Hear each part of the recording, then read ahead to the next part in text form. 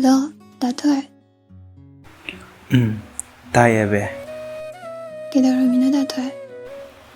Kaisu tawdeda. Sum lerambane. Nangdi kaidaramlina be. Dato', ai mamaga thaba ama chalubani. Halakta ngariye. Halakpagane. Ine Dato' da phone tawraglise. Ado Dato' kaidarage. Wakhal nungaitaba sumale. Abe.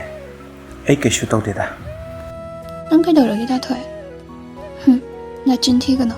Nahan kaidi aina phone tawrapa khuding hara wari sanabane. Adubu ngasidi nangi khonjase kainom tawe. Sengna hayo Dato'. Nang kaidarage haiba. Abe. Ai ke haigadabno khangtreda. Ai gi punsise yamna tole. Aina lairabu oirubana. Aibu mina tholu sitana tawba. Aduga aina tinaruba imanabi khudingna so aibu thawide. Masi karigino khangde.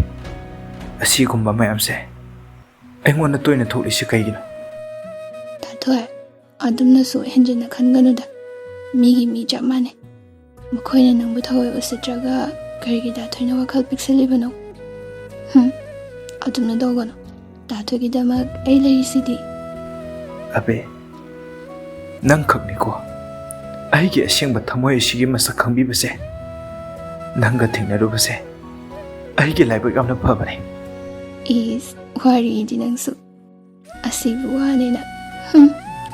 Ado Dato', aibu kya nushi.